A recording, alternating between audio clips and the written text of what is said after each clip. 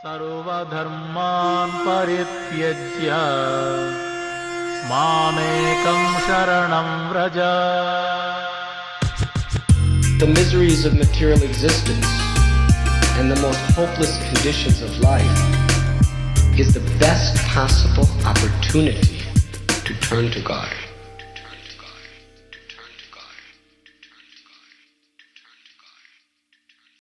You're listening to Bare Knuckle Bhakti Shorties on the Bhakti Recovery Podcast with Jiva G, coming at you every Monday with a little spiritual something.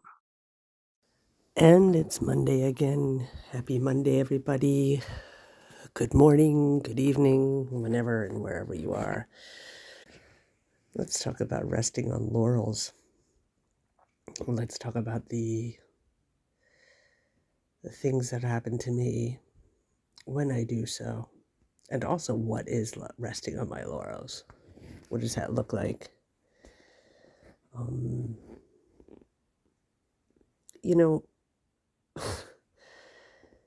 Coming into this whole Krishna conscious thing and also into recovery and doing all of this stuff for so many years and practicing and trying to do the best I can, and it can be really tiring. It's incredibly rewarding, of course, but it can also be very, very tiring. At times,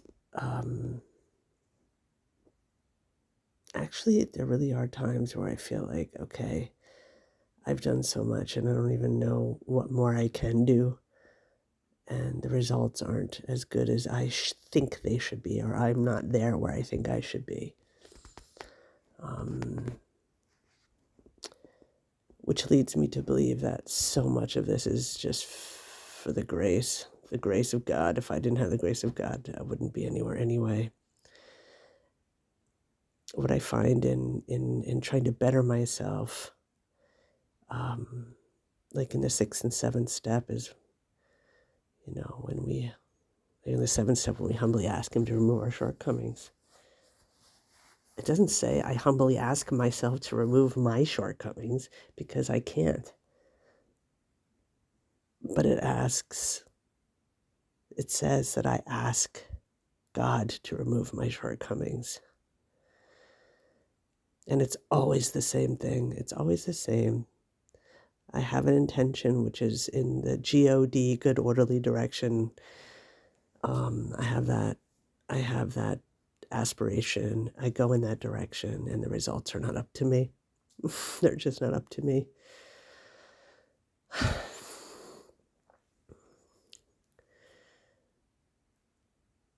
I would say that I've been struggling with relationships at the moment, just about with a lot of people, which,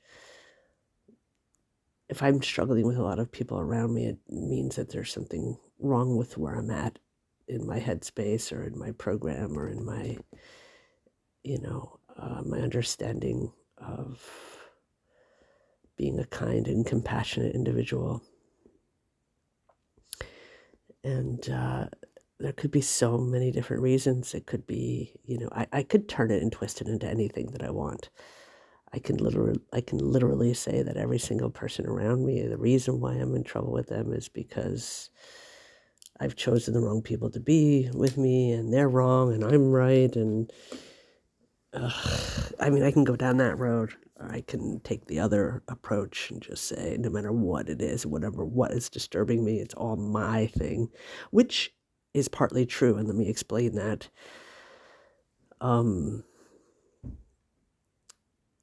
If people are doing things that are disturbing me,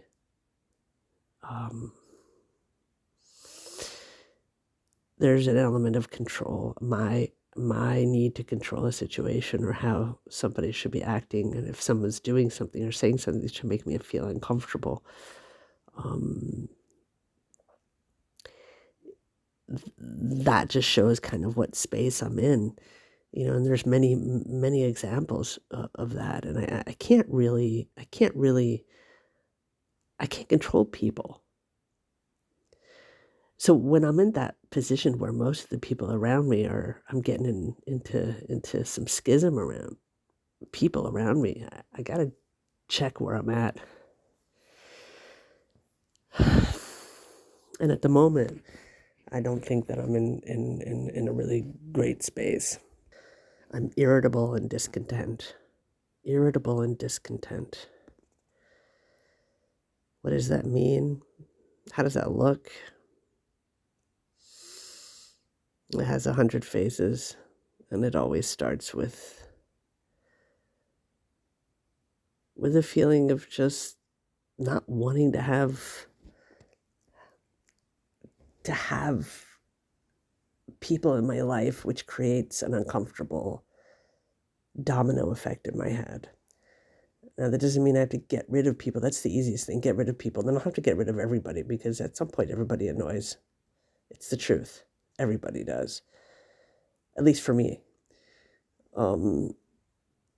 At some point, I reach a point in a friendship or a relationship where something that person does is going to annoy me. And I'm sure it's the other way around. I'll annoy people as well. But the answer is not to shut people off, or the answer is not to blame others. The answer is not like that anymore. The answer is to look at myself, where I'm at. And sometimes the answer is sometimes just to take pause and say, okay, I need to kind of take care of myself, Sometimes I really need like that. I need a safe space. And the only way that I can have a safe space is just to like kind of build a wall that I need to be in for a while. It's not that I want to stay there forever, but I got to get there with a lot of prayer. I think we all struggle.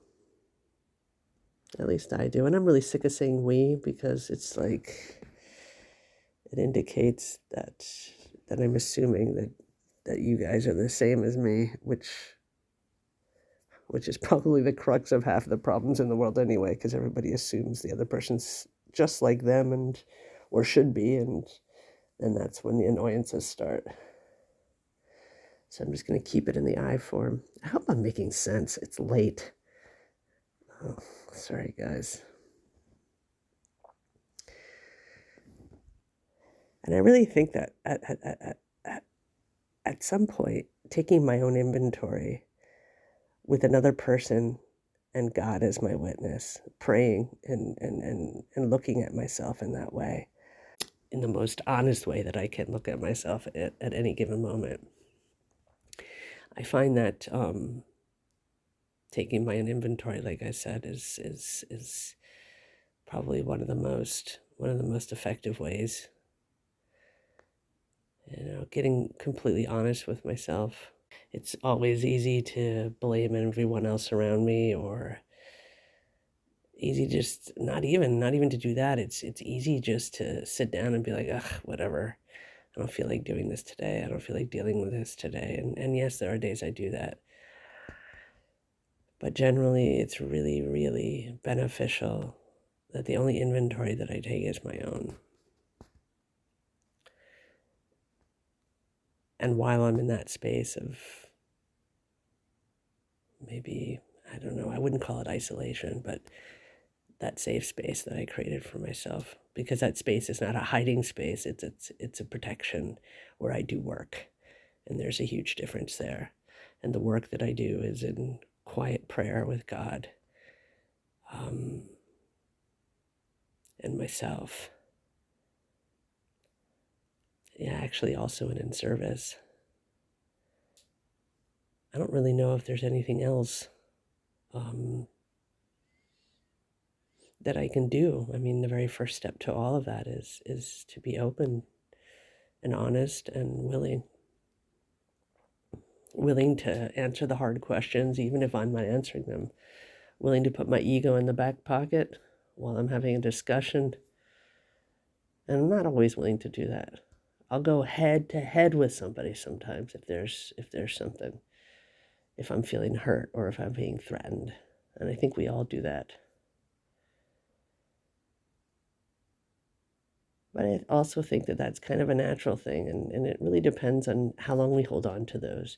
Being angry is something, but holding resentment is like being angry on a skipped record and replay for eternity. It's like, and I don't do that anymore. Only sometimes. I guess I can't say that. That's not an honest statement. I would say I 99% of the time don't do that, but there are very rarities that I'll chew on something and hold on to it. So I become willing to have God remove these defects of character. I become willing not to remove them myself, but to have God remove them. And then I humbly ask God to remove them. And of course, like I always say, I bring a shovel. God will move the mountains. So that's the shorty again for this week. I hope you guys got something from it, and I'll talk to you guys soon. Hare Krishna, Hare Bol. Thanks for listening. I hope you liked the Monday Shorties. Don't forget to check out our full-length episodes on Thursdays. If you like what you heard, spread the word. Peace out.